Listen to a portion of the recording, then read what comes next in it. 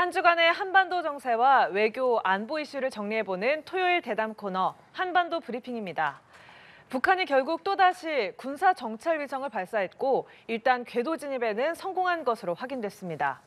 그 대응으로 우리 정부는 9.19 군사합의 일부 효력을 정지했고 북한은 사실상 합의 파기를 선언하며 맞섰는데요. 이렇게 한반도 긴장이 고조되고 동북아 정세도 요동치고 있습니다. 오늘은 이 문제를 중심으로 이번 주 한반도 상황 정리해 보겠습니다. 국제 외교 안보 분야 담당하는 이치동 기자 스튜디오에 나와 있습니다. 어서 오십시오. 안녕하세요. 네, 먼저 오늘 살펴볼 핵심 내용들부터 정리해 볼까요? 한반도를 둘러싸고 우려했던 일들이 벌어지고 있습니다. 그래도 아직까지는 어느 정도 예상했던 것들입니다. 오늘 다룰 내용 정리하고 조금 더 짚어보겠습니다. 북한이 세 번째 도전 만에 정찰위성 발사에 성공했습니다. 남한 전역은 물론이고 미국 인도태평양 사령부가 있는 하와이까지 촬영한 위성 사진을 김정은 위원장이 살펴봤다고 주장했습니다. 우리 정부가 9.19 군사합의 일부 조항의 효력을 정지했습니다. 이에 북한은 사실상 합의 파기를 선언하며 신형 무기를 전진 배치하겠다고 밝혔습니다. 한국과 영국 관계가 글로벌 전략적 동반자로 격산됐습니다. 영국이 핵심적인 안보 협력 파트너가 됐다는 걸 의미합니다. 북한이 지난 21일에 정찰 위성을 발사했는데 일단은 성공한 것으로 보이고요. 또 북한은 이 촬영한 사진들을 확인했다라고 밝혔는데요. 네, 맞습니다. 6개월 동안 3번을 시도해서 결국은 성공한 겁니다. 자축하는 분위기가 역력했는데요. 일단 발표 한번 들어보시겠습니다. 조선민주주의인민공화국 국가항공우주기술청국 보도. 정찰위성 만리경 1호를 신형 위성 운반 로켓 천리마 1형에 탑재하여 성공적으로 발사했습니다. 8월에 발사를 해서 2차 발사 실패하고 이번에 쏜 거니까 3개월 만에 한 건데요. 아무래도 다음 주에 이제 우리 군에서 첫 정찰위성 발사가 예정돼 있고 또 연말에 이 정찰위성 발사를 마무리하기 위해서 굉장히 서두른 경향이 있는 겁니다. 결국 올해 안에 큰 숙제를 마무리해서 의기양양한 모습이 보입니다. 김정은 위원장이 어제도 갔고 또 오늘도 평양에 있는 우주센터, 우주관제센터를 직접 방문해가지고 정찰위성, 이번에 쏜 만리경 1호가 보낸 사진들을 직접 살펴봤다고 북한 매체가 주장했습니다. 대내외적으로 이게 크게 선전할 거리여서 조금 전에 나온 그 조선중앙TV의 간판 아나운서 리춘희 씨가 또 나와서 오늘 발표를 했습니다. 한번 다시 들어보시겠습니다. 경애하는 김정은 동지께서는 24일 오전 10시 15분부터 10시 27분 사이에 정찰 위성이 조선반도를 통과하며 적축 지역의 목포, 군산, 평택, 오산, 서울 등 중요 표적 지역들과 우리나라의 여러 지역을 촬영한 사진 자료들을 구체적으로 요약하셨습니다. 지금 리춘희 방송원이 여러 서쪽에 있는 서울 등 평택, 그 미군 캠프 홈플스가 있는 데죠. 서쪽에 있는 주요 지역을 열거를 했습니다. 주요 군사기지가 있는 곳들이고요. 근데 이게 이제 김정은이 어제 가서 봤다는 건데 이 발표를 오늘 아침에 하고 나서 오후에 또 발표가 하나가 나옵니다. 뭐냐면 김정은이 오늘 오전에 또 그 우주관제센터에 갔다는 거거든요.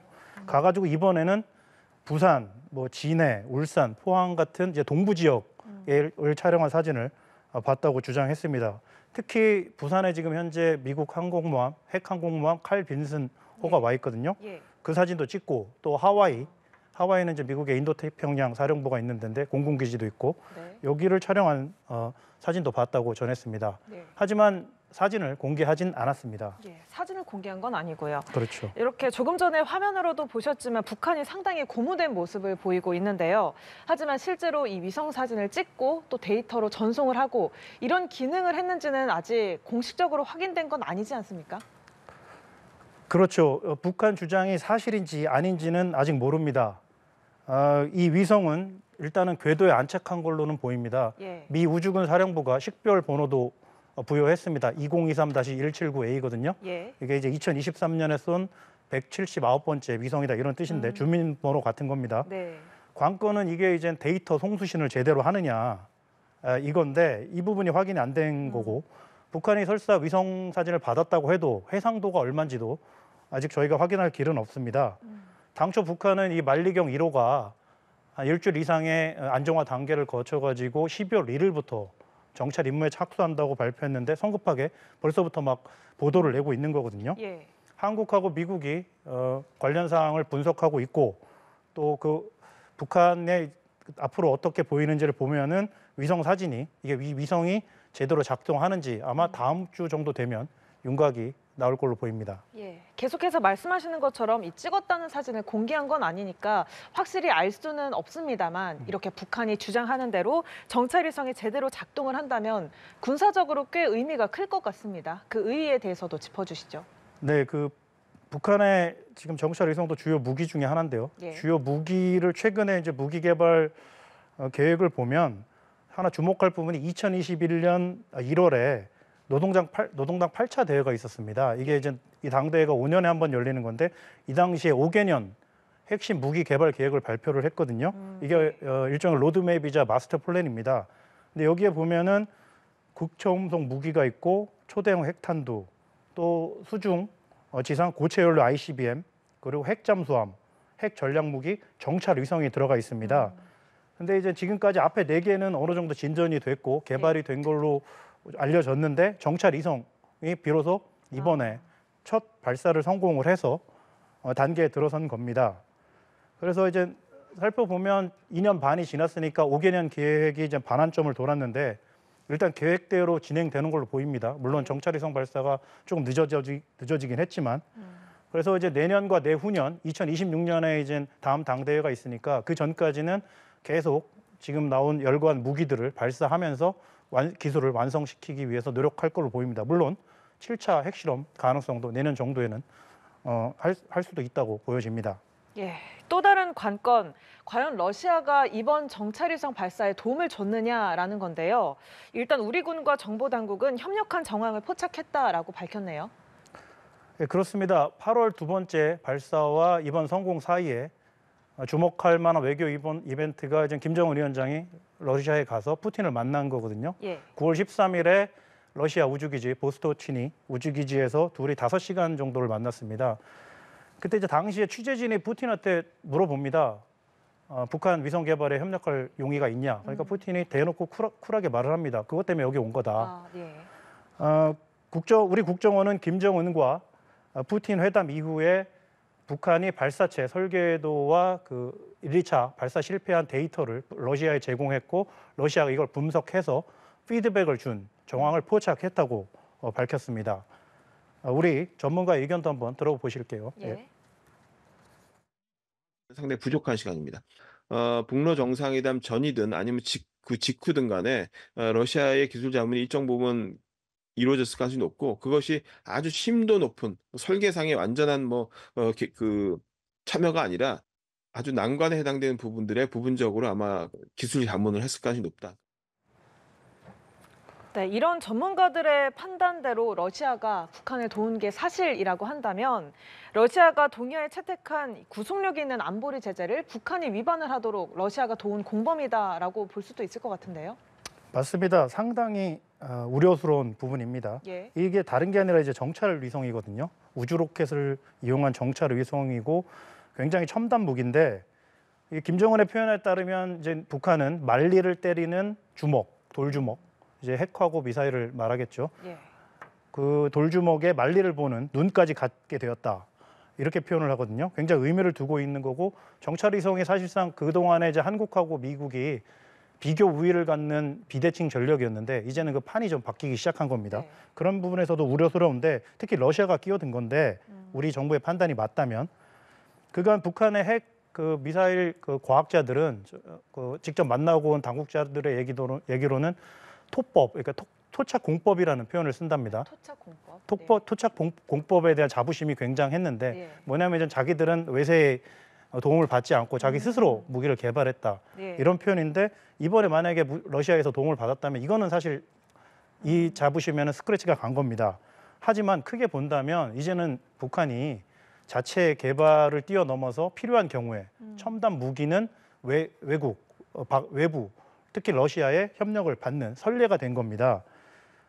무엇보다 그 아까 나온 5개년 계획에서 첨단 무기들이 많은데 과연 북한이 이 무기들을 개발하기 위한 부품을 구할 수 있느냐 이 부분에 대한 회의적인 시각들이 있었는데 사실 이번에 보면은 만약에 러시아가 도왔다면 안보리 제재라는 게 의미가 별로 없는 거고 무용주물이다. 이것이 다시 한번 확인된 걸로 볼 수도 있습니다. 아무튼 내년에도 북한이 정찰 위성을 계속 쏘겠다고 했으니까 관련해서 북러가 계속 협력할 것으로 보이고 특히 전투기 그리고 잠수함 등 다른 첨단 무기 분야에서도 기술을 계속 제공받을 가능성이 크다고 보여집니다. 예, 지난주 이 시간에요. 북한이 정찰위성 발사에 성공하면서 우리 정부가 9.19 군사합의 효력 정지를 하는 수순에 들어갈 거다라고 예상을 했는데 그 예상대로 곧바로 조치를 취했습니다. 그렇죠. 뺨을 아주 세게 때려가지고 조치가 바로 나왔는데요. 예. 북한이 다른 것도 아니고 정찰 위성을 쐈으니까 저희가 명분으로 삼게 됐습니다. 특히 또 이번에 하마스 사태를 보면서 북한의 기습 공격에 대한 그 경각심도 커지고 하지 않았습니까? 이번에 이제 1조 3항 비행 금지 구역 관련한 건데요. 이 부분을 효력 정지한 거여서 달라진 거는 이제 DMZ 근처에 우리 이제 전방 사단에서 운용하는 이제 소형 무인기들이 드론이라고 하죠. 무인기들이 정찰기를 띄울 수 있게 되고 또 공격용 아파치 헬기가 주야 간에 정찰 활동을 활발하게 할 수 있을 거로 보입니다.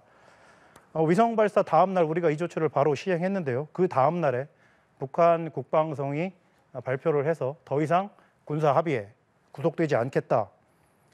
그리고 강력한 신형 무기들을 전진 배치하겠다.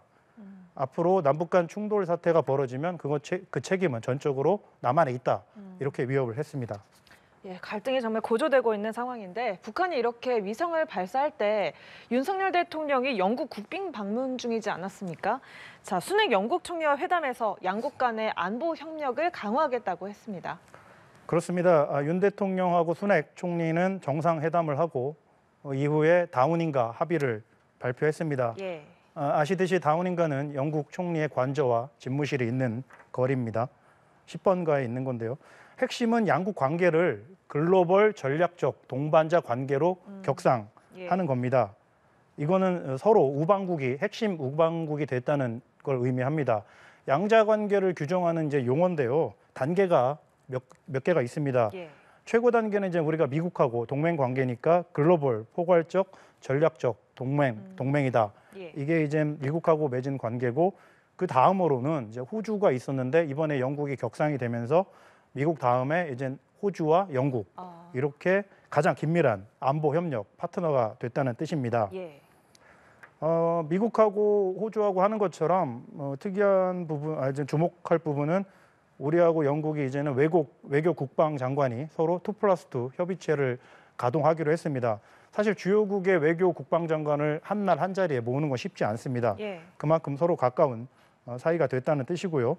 특히 이제 미국이 오랫동안 원하는 그림이 그 아시아와 유럽 안보에서 일본이 오른쪽 끝을 기점으로 해주고 영국이 왼쪽 끝을 맡아주는 거니까 그런 면에서도 함의가 있습니다.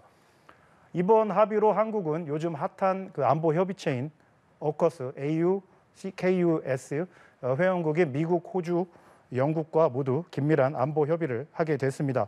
오커스는 국방 안보 방산뿐 아니라 사이버 안보, AI까지 굉장히 긴밀한 협의를 하는 클럽입니다. 그중에서도 핵 추진 잠수함 기술도 공유하고 있어서 기대감이 좀 있는데요. 영국 등 일각에서는 오커스가 한국과 일본도 새로운 회원국으로 받아들여야 한다 이런 의견이 나오고 있습니다. 남북 간 군사적 긴장이 고조되면서 북한의 국지 도발 등 예상하지 못한 일이 벌어질 수 있다는 우려가 큽니다. 그만큼 우리 군 당국을 중심으로 대비태세에 만전을 기해야겠습니다. 또 무엇보다 차분하고 냉정하게 한반도와 동북아 안보 상황을 관리해야겠습니다. 오늘 한반도 브리핑은 여기서 마칩니다. 이치동 기자 수고 많으셨습니다.